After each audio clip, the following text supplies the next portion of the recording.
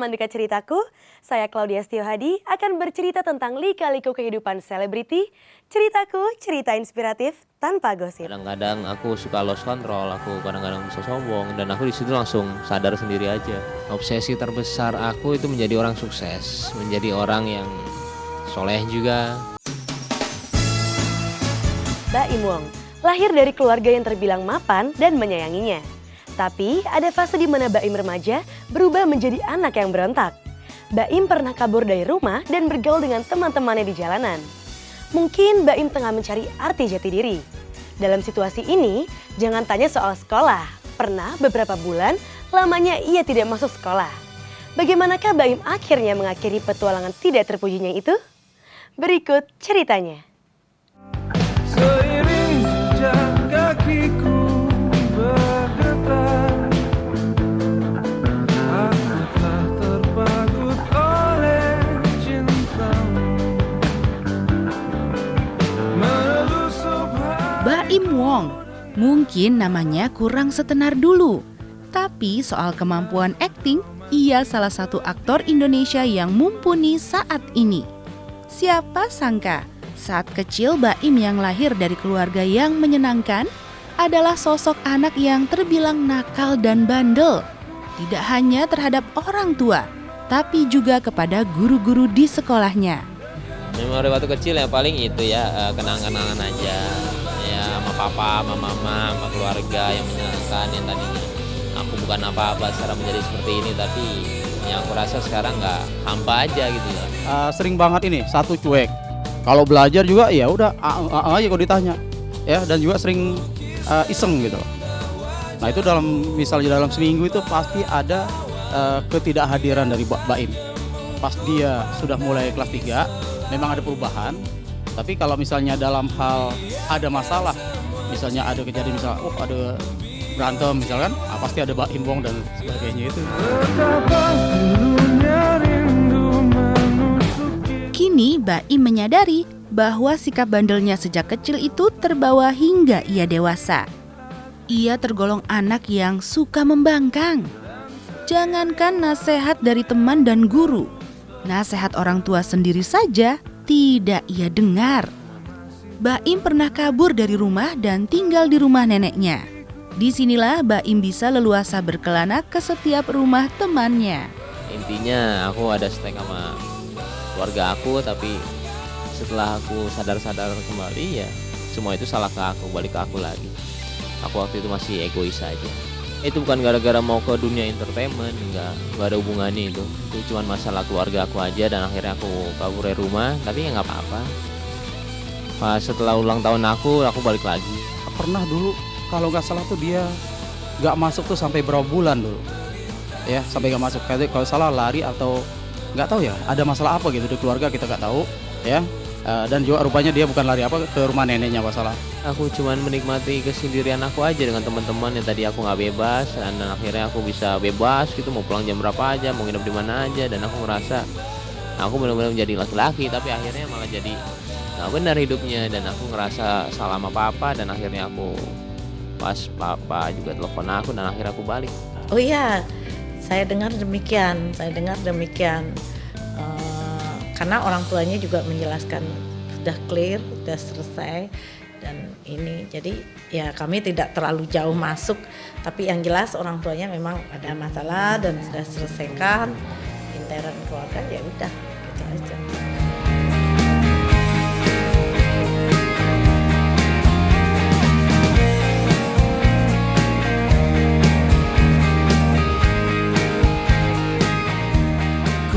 Perlahan-lahan Baim menyadari bahwa untuk bisa bertahan hidup, ia tidak bisa semau gue.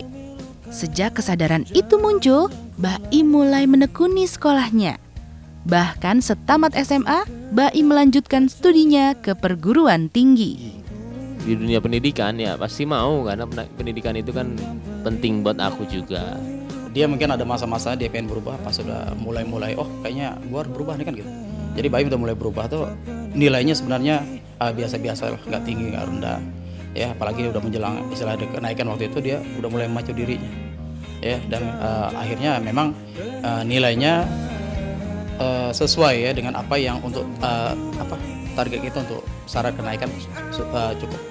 Kuliah aku sampai semester 5 dan sekarang aku masih cuti. Orang tua pasti kecewa ya. Orang tua tuh maunya aku kuliah, aku mau bener, aku punya degree lah pokoknya. Tapi ya nggak tahu, namanya juga masih muda atau nggak punya pikiran lain gitu ya. Yang pastinya sih ketika itu aku ya sangat menikmati hidup tapi nggak ada tanggung jawabnya sama sekali. Nggak bisa, waktunya emang sangat sulit sekali kalau untuk sinetron, untuk sama kuliah itu sulit sekali. Apalagi pas lagi ujian ya, gitu nggak pernah nyambung aja pikiran. Di balik awan, aku melihat di balik hujan tempatku Baim juga tipe anak yang tidak suka dimanja. Ia berusaha hidup mandiri. Ia tidak ingin tergantung 100% kepada orang tua. Tapi awalnya, langkah yang ditempuh Baim terbilang salah. Karena ia ingin mendapat uang banyak dengan bermain biliar alias berjudi. Aku dari dulu sampai tahun 2003 itu atau nggak 2005 aku naik bis terus. Aku nggak pernah dimanja sama orang tua aku. Aku nggak pernah minta duit ke mereka. Aku selalu berusaha sendiri. Aku dulu main biliar, aku dapat duitnya dari sana. Ya dibilang alim-alim juga keluarga aku, nggak tahu ya, itu orang yang menilai ya. Kalau aku sih ngelihatnya keluarga yang serius, seru aja gitu loh. Ya kalau Om cuma bilang hidup ini nggak ada yang dibanggakan kok. Apa yang kita sandang itu kan cuma sementara. Kalau Om bilang sama Baim bahwa hidup ini tergantung kita. Bukan. Aku melihat di balik awan, aku melihat di balik hujan tempatku terdiam, tempat bertahan. Aku terdiam di balik hujan.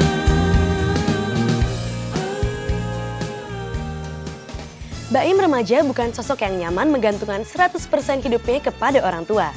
Hal inilah yang membuat Baim mencari cara bagaimana bisa mendapatkan uang dari hasil kerjanya sendiri.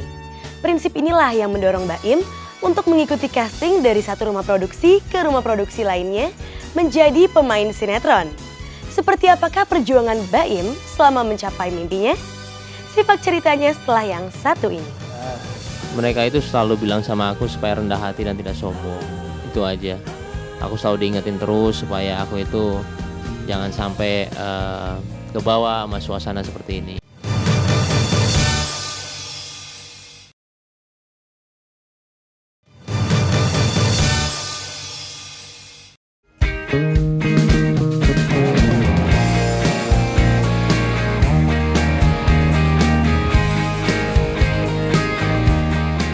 Awal Baim terjun ke dunia entertainment berkat perjuangannya sendiri.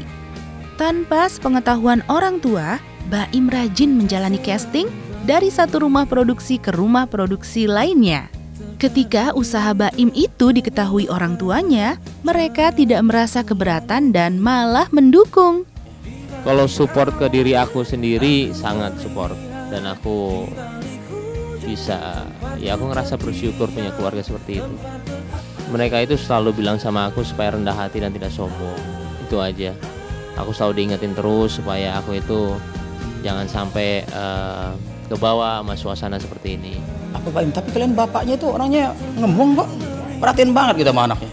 Jadi Om juga memahami dia beberapa tahun masuk rumah produksi ya, dengan usaha dia.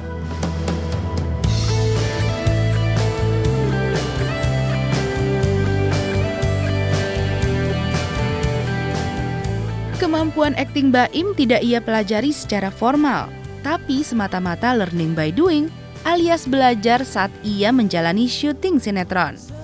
Kemampuannya dalam bersosialisasi membuatnya dengan mudah belajar akting dari pemain-pemain senior dan juga sutradara. Aku awal karir itu tahun 2001 kalau nggak salah ya, 2001. Aku main di salah satu PH, habis itu aku berhenti tahun 2003, aku mulai lagi tahun 2005. Aku belajar acting itu ada banyak ya, ada banyak yang ngajarin aku. Banyak kan senior-senior.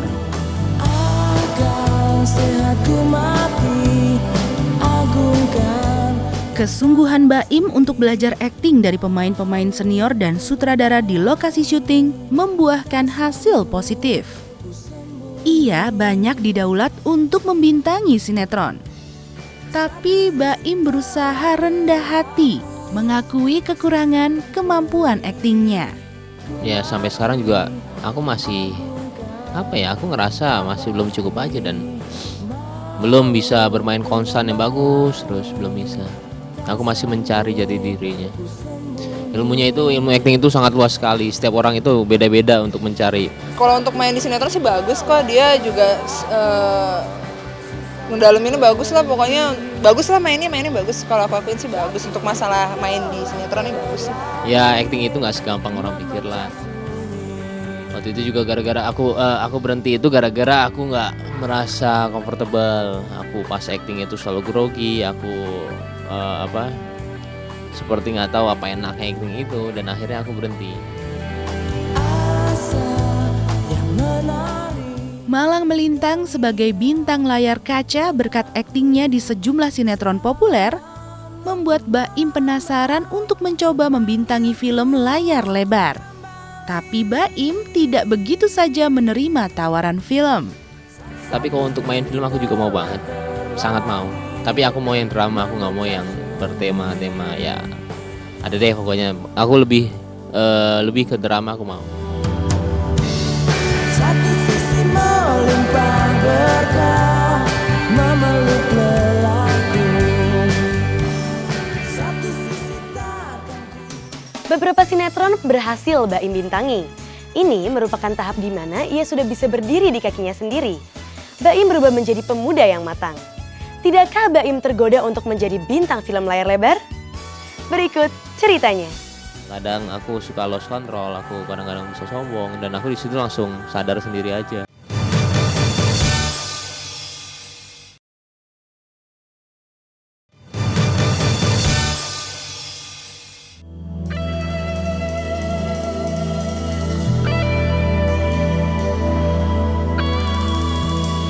Saat Baim menjadi populer, dikenal publik dan menjadi public figure, ia sempat merasa tidak nyaman dengan ketenarannya. Banyaknya fans yang mencari tahu keseharian Baim bahkan kehidupan pribadinya membuat Baim justru merasa tidak bebas. Diidolakan banyak orang sempat membuat Baim besar kepala. Baim terjangkit penyakit Star Syndrome. Berkat nasihat teman-temannya, Baim kembali sadar akan kekeliruan yang selama ini telah ia perbuat. Idola itu banyak cobaannya. Dari mulai kehidupannya, dari mulai habis itu mungkin wanita, habis itu mungkin dengan uang, habis itu mungkin dengan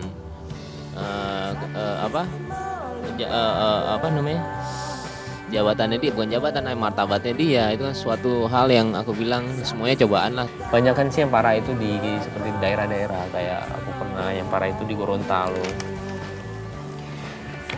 Di Gorontalo itu aku parah sekali ya, ada yang megang-megang daerah terlarang aku, tapi itu akhirnya ada polisi yang akan menjaga nama polisi. Akhirnya polisi itu yang menangani orang itu dan akhirnya dibilang secara baik-baik kali ya, aku juga nggak tahu, aku langsung naik mobil waktu itu. Pernah aku tiba-tiba merasa bagaimana karena saking dihargainya sama orang, dihormatinya, dan aku ngerasa kadang-kadang aku suka lost control, aku kadang-kadang bisa sombong, dan aku di situ langsung sadar sendiri aja. Ya kalau diajak ngobrol sih enak-enak aja ya, sama kayak anak-anak yang lain kok, baik aja. Baik kok, baik. Orangnya baik.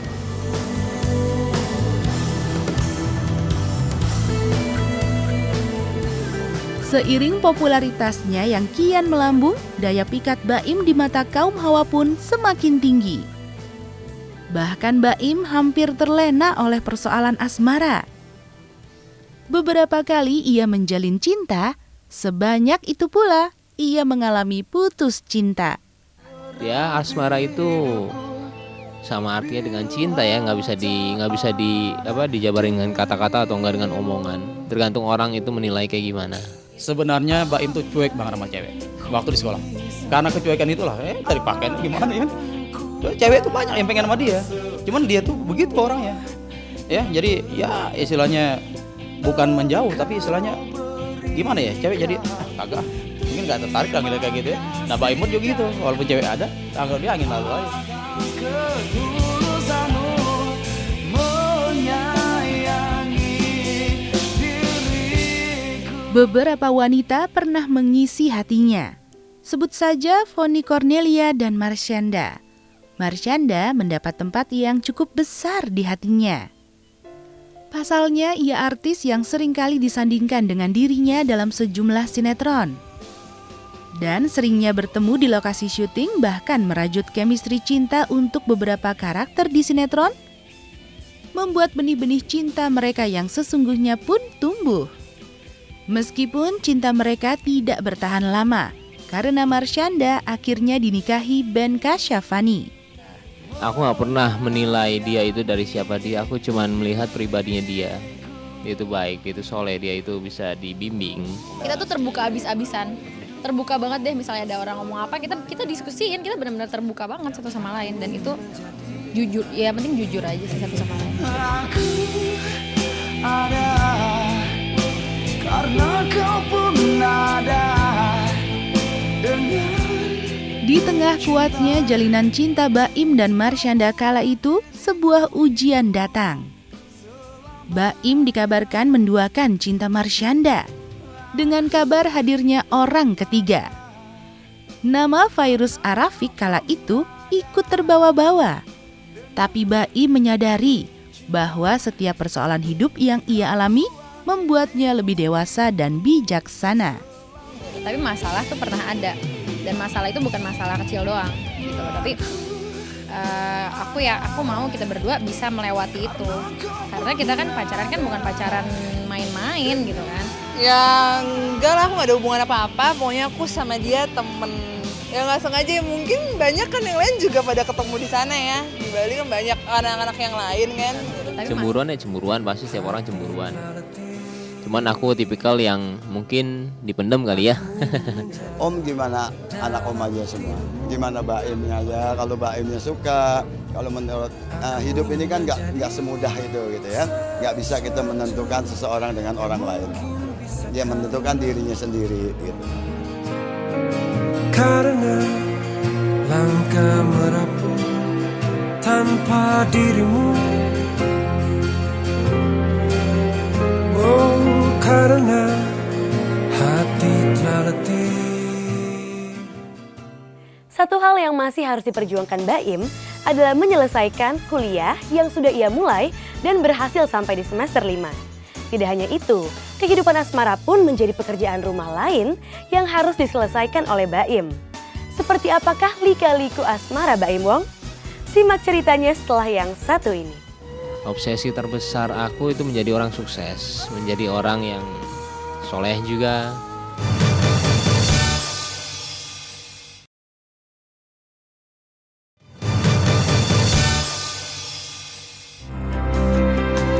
Kau seperti nyanyian dalam hati. Popularitas sudah digenggam Baim Wong, tapi makna hidup tidak hanya untuk meraup popularitas.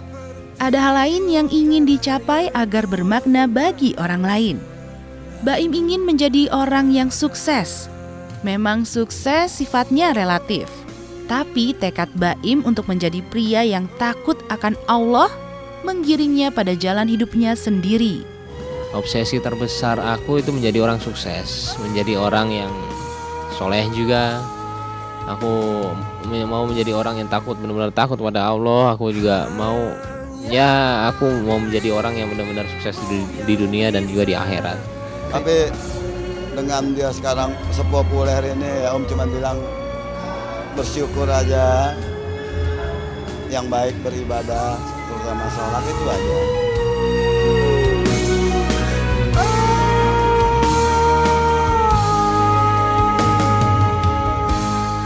Baim tidak hanya ingin sukses di dunia entertainment, tapi juga di dunia pendidikan dan bisnis. Hal itulah yang kini ditekuni Baim saat ini. Apa ya, visi aku tinggi sekali nih. Di dunia entertainment atau nggak di pendidikan atau nggak di mungkin di bisnis. Ya Baim itu anak Om yang mungkin mendapat apa ya, dia harus bersyukur bahwa dia dinaikkan derajatnya sama Allah. Itu aja.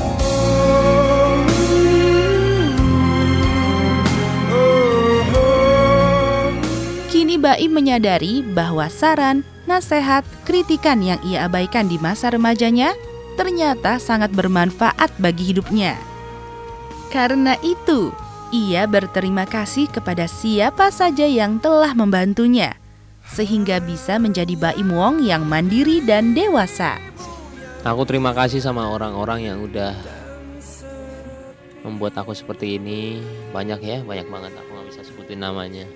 Dan juga buat keluarga aku yang udah doain aku semuanya, dan juga fans aku yang sangat-sangat baik sama aku, dan aku sangat menghargai dia semua.